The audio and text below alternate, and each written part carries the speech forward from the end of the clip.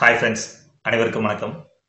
இந்த வீடியோவில் சைனாவில் இருந்து ப்ராடக்ட்ஸை இம்போர்ட் பண்ணி அதை எப்படி மார்க்கெட்டிங் செய்கிறது அப்படின்றத பற்றி நான் சொல்ல போகிறேன். வீடியோவை ஃபுல்லாக பாருங்கள்.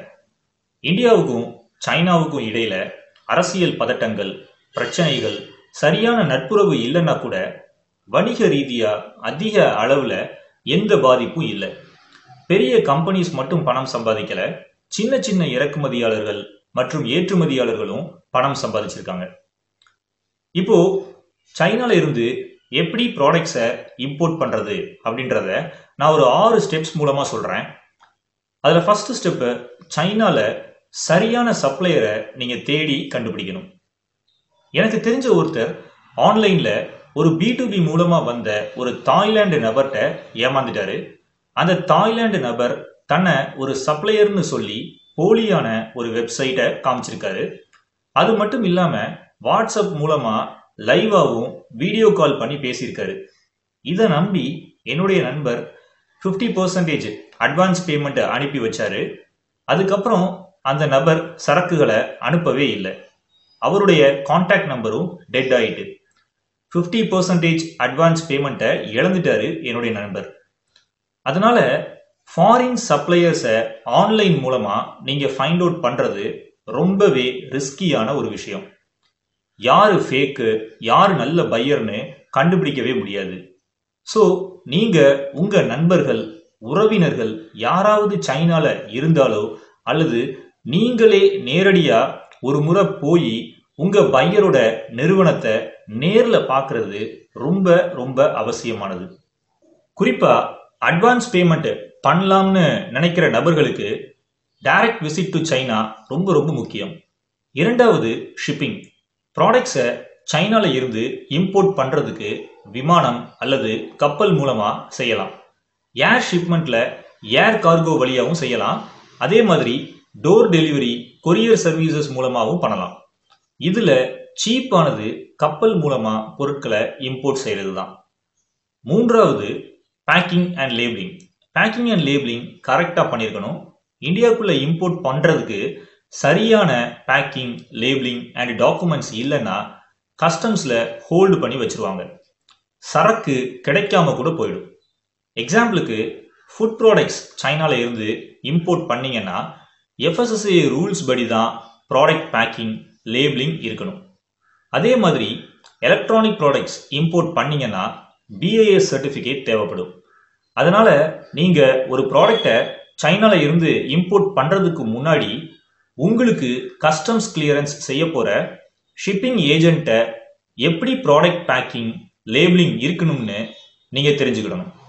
அதே மாதிரி என்னென்ன டாக்குமெண்ட்ஸ் இறக்குமதி செய்யறதுக்கு தேவைப்படுங்கிறதையும் நீங்க விசாரிச்சு வச்சுக்கிடணும். உங்களால பிழை இல்லாம இந்த விஷயத்தை செய்ய முடியுங்கிற நம்பிக்கை இருந்தால் மட்டும்தான் நீங்க ப்ராடக்ட்ஸை சைனால இருந்து இறக்குமதி செய்யணும். நான்காவது, import documents. Invoice, packing list, bill of lading. இந்த டாக்குமெண்ட்ஸ் பொதுவாக ரொம்ப முக்கியமான டாக்குமெண்ட்ஸ். இந்த டாக்குமெண்ட்ஸை உங்க சப்ளையர் சரியான முறையில் செஞ்சு கொடுக்கணும்.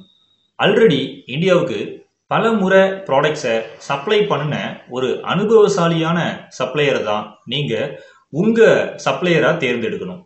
அவங்களால தான் டாக்குமெண்ட்ஸை கரெக்டான முறையில் பிழை இல்லாமல் செய்ய முடியும்.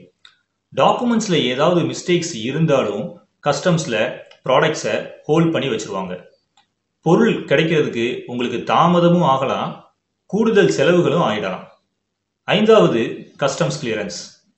உங்க ப்ராடக்ட்ஸ் மற்றும் டாக்குமெண்ட்ஸை கஸ்டம்ஸ் அத்தாரிட்டிஸ், அதாவது சுங்கத்துறை அதிகாரிகள் முழுமையா செக் பண்ணுவாங்க.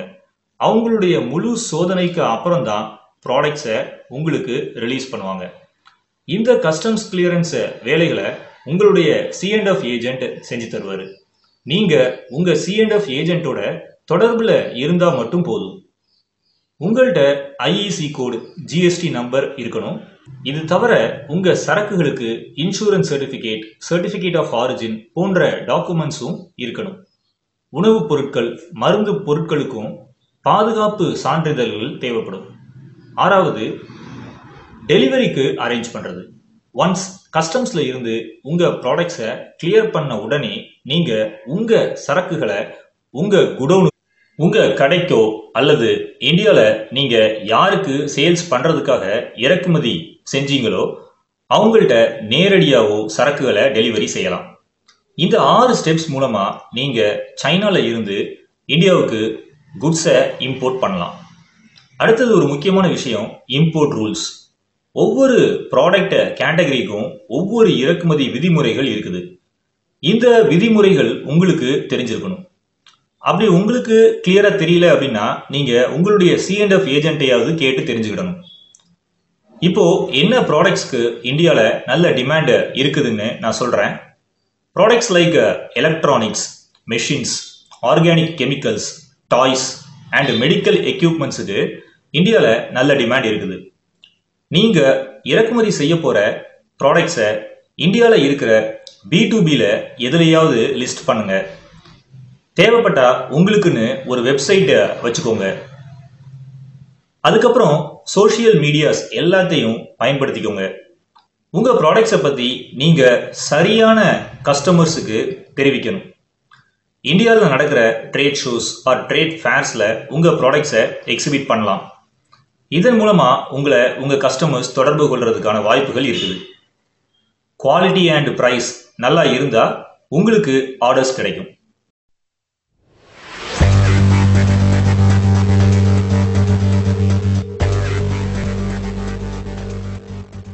Hello guys, welcome to my channel TruckThisBD.